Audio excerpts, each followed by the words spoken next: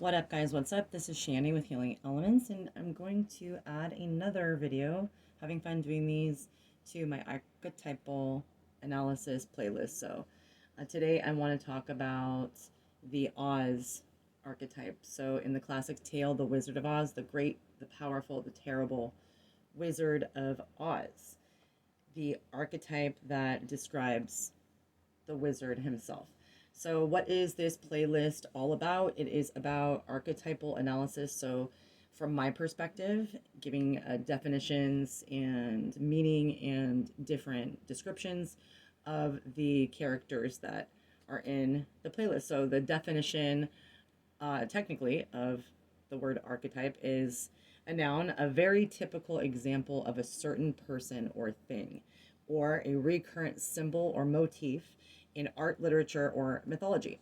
And so today, again, this is going to be talking about the archetype of the Wizard of Oz out of the story, The Wizard of Oz. So, some bullet points and really important meaning, I think, in themes that have to do with the Wizard of Oz are wearing a false mask, pretending to be someone we are not, or living within a self built false reality, being unable to see our reasoning for covering some part of ourself up. This archetype has a lot to do with shame. The Wizard of Oz pretends to be someone he's not throughout the story. This is about being ashamed of who we are and also ashamed of getting found out who we were pretending to be and that we were wearing a false, inauthentic mask, right?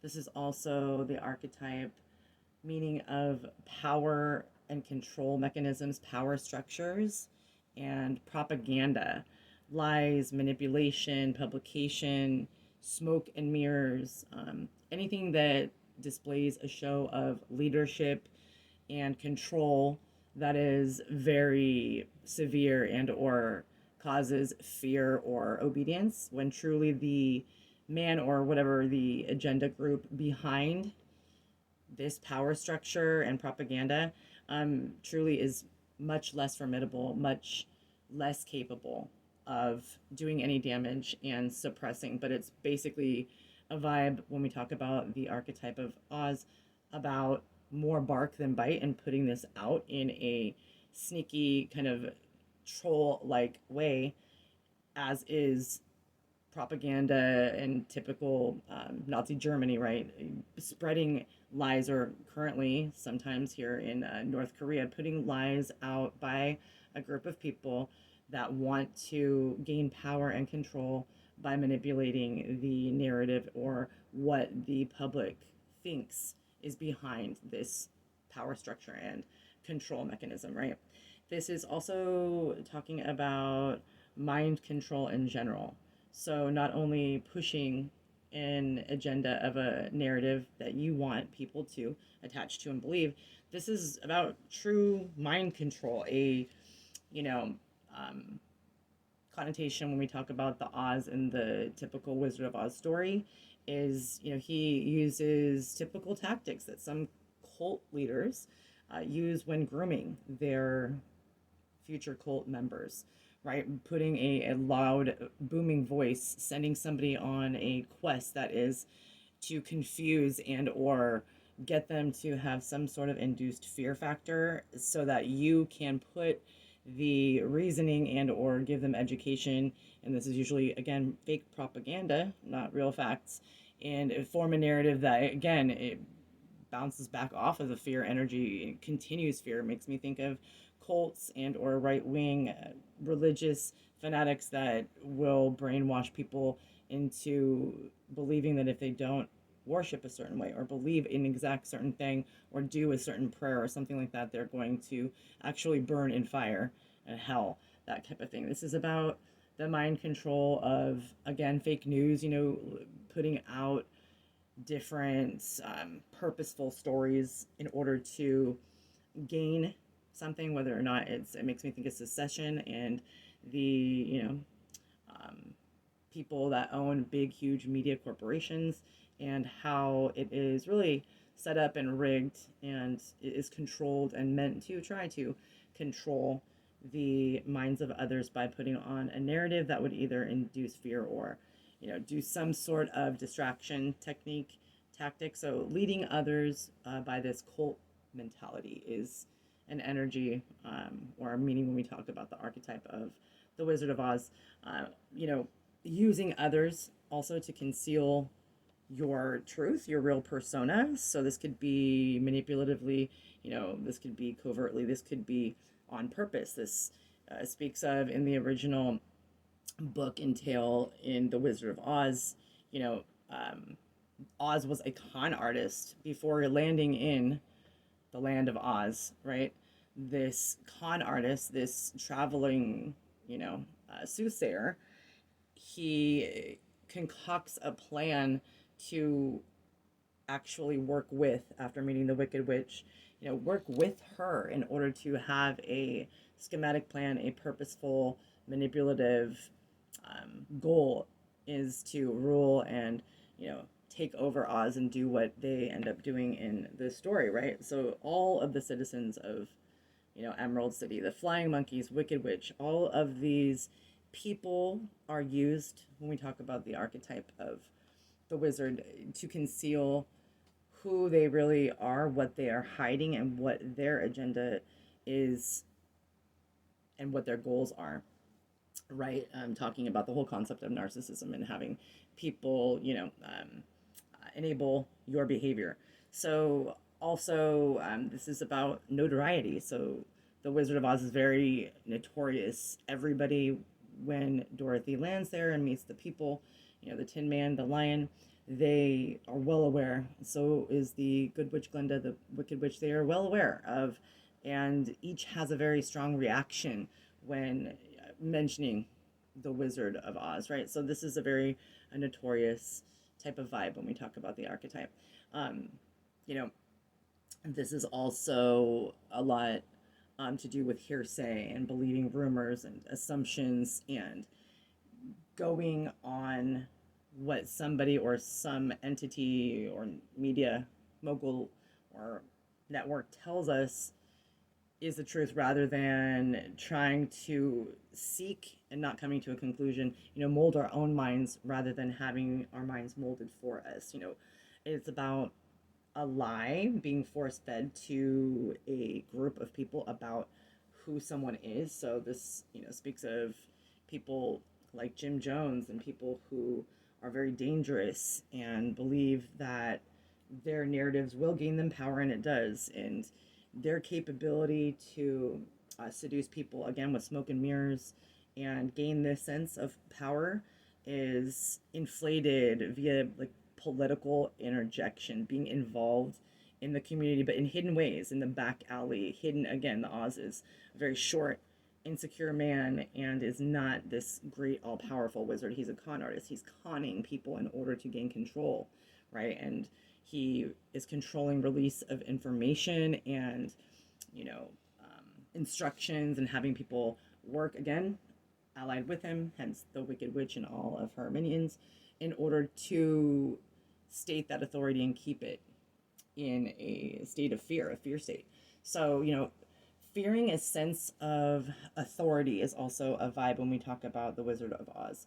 So the Wizard of Oz obviously fears his own self of power and authority. He is insecure and has no self-worth and has to build a persona, an alter ego that he sees worthy of others' obedience just in his own mind. Though it's, the other characters in the story fearing the sense of authority just to see that the authority, after all, isn't, as qualified or worthy of fear, induction, and obedience, right? And you realize with this archetype that some big personalities, maybe celebrities or someone that you formed, even a person you've met in life, an opinion about, which unraveled, was fell short, right? Fell short, or was, found out, maybe you found out one of your favorite tarot readers or mediums was faking it, was not legit, right? This formed opinion about something that you respected and or feared, thought was greater of, and so you gave a sense of obedience to, you find that it's truly a dissolving of reality that you knew before. So you're finding out you're more similar to this state of authority. It kind of breaks down what exactly, when you take your power back and you reveal your own vulnerabilities, how you can be true to your path and your integrity, much more so than somebody who is trying to gain power and achieve, you know, enlightenment or success, or um, a life path that is fruitful, with lies, deception, and covering up a big part, their whole totality, their total self. So, you see this sense of fake authority as for what it is. And this is an archetype energy talking about taking your power back. So, you know, taking our power back is sometimes in the lesson and the humiliation when we get found out. So the Wizard of Oz does get busted out as far as to whom his real identity is in the end of the story, and is told basically, oh, you're not that bad, right? You're nothing. Just, we do not have to listen to your narrative. We don't have to listen to you. You have no power and authority over me. They take their power back. And in that moment, in actuality, the wizard is taking his power back, or at least the beginning steps of that, because he is coming to some sort of, hopefully, coming to some sort of realization that he has been deceiving not only everyone else, but himself, as to why he is having to wear such a mask and do such a, con artist type of job with smoke and mirrors in order to feel powerful, in order to feel like he is gaining of respect, right? So this starts a journey, and so I think that that is the catalyst of taking your power back too, when we realize our shadow self is something that is to be worked with and healed, and not to be ashamed of for too long, right? You can come to the conclusion and actually make good with the fact that you did something shameful, but you lay that energy to rest, right? And you move on. Also, when we talk about the archetype of the wizard in the Wizard of Oz, this is about having an inferiority complex, like that little man syndrome or Napoleon syndrome, feeling inferior, needing or wanting to put on bigger voice, bigger, backstory, bigger lies, doing more to cover up yourself. So perhaps this was me when I wanted to wear, after losing my hair with this, immune thing and all these health problems, trying to cover myself with extensions, like these fake cheap extensions. Love them, hashtag love them. We'll maybe wear them sometime in the future. But this, in my realization, came to be something that I had to look at. Oh, wait, you are feeling inferior. The base of it is you're feeling inferior, even though I was in denial. My daughter told me, oh, you look so much better with your natural hair. You're just silly. And I did not. I was in denial that I was having an inferiority complex, because my normally thick and nice hair that I never had a problem with was coming out in patches, and I was putting the extensions on in order to feel less inferior, and I had to come to grips with that. Very small example, but in order to not feel less than, for us to feel a sense of security and belonging, sometimes we really mask and cover this up with odd accessories, odd habits, odd behaviors, addictions, different type of things. Sometimes they're obvious, right? Where, that whole thing, forever, my mom and other people would talk about penis envy. People talk about men who, I guess, have small penis, want a big truck, a big vehicle in order to cover this up. That concept, right? The Freud concept, needing to cover up or hide what we feel we lack, but we're not showing outwardly, or at least we think we are not showing outwardly, with a deliberate connection to that in which we lack, if that makes sense. Also, this archetype of the wizard and the Wizard of Oz talks about, again, building an illusionary sense of your own world. So it thinks of, it makes me think of WandaVision, if you've seen that. Creating your own paradigm of a reality, right? You're creating your own sense of reality that is basically delusional and doomed to be revealed to, if you want to associate with anybody but yourself, aside from yourself, and uncovered as inauthentic. So it's almost a vibe, I think, with this archetype about self-sabotage, but a deliberate one, almost when, a drunk hides their bottles deliberately around the house so that people can find it and get them help. It's like they would never admit that that is exactly what they were doing, but subconsciously this is a deliberate crying out, trying to have their self be revealed, and their covers pulled, because it's an uncomfortability, even probably more so than being their authentic self, maintaining the mask and the lie and propaganda that is involved when we create our own sense of reality and narratives, and we have to keep up with the lies. And we generally, I feel, when we talk about this archetype, we can do things like that, outwardly sometimes, like lead Dorothy to the yellow, on the yellow brick road to us, to then, of course, have it be undone, the secret, the inauthenticity revealed. When we're talking about the archetype of the wizard, we talk about feelings of loneliness and unworthiness, and feeling unloved or out of sorts based on the fact that you cannot control something to the best of your ability. So you're always wanting that notch up. You're wanting to control more and more of everything that goes on. And so it leads to misery and lower vibrations. Misery loves company. It's another vibe. So, the Wiz wants Dorothy or others, the witch, to feel that they are restricted and need to stay in this created reality and lies and smoke and mirror type of illusionary sense of who he is, within Oz with him, so that he, can have, again, misery loves company, and a forced type of companionship. A vibe here is of the tarot card, the devil, the Capricorn, Saturn energy, something in which holds you down, chains and binds you, restricts you,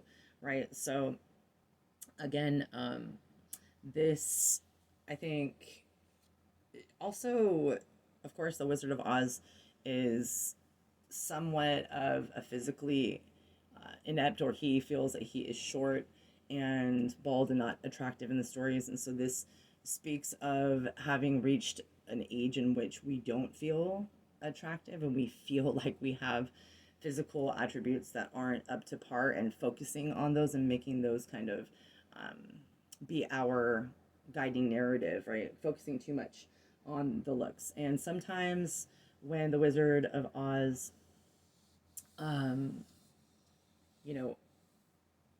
has the storyline of the yellow brick road, right? Let's just take a look at the yellow brick road that constantly is mentioned and is a big tie-in with the story of the Wizard of Oz.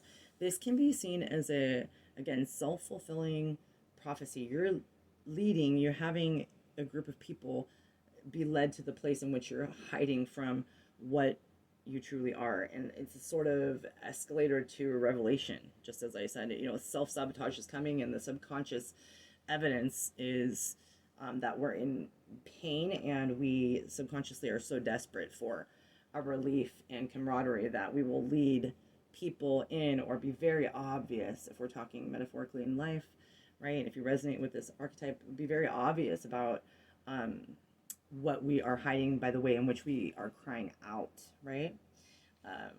We vibrate lower, in which we try to strive away from, right?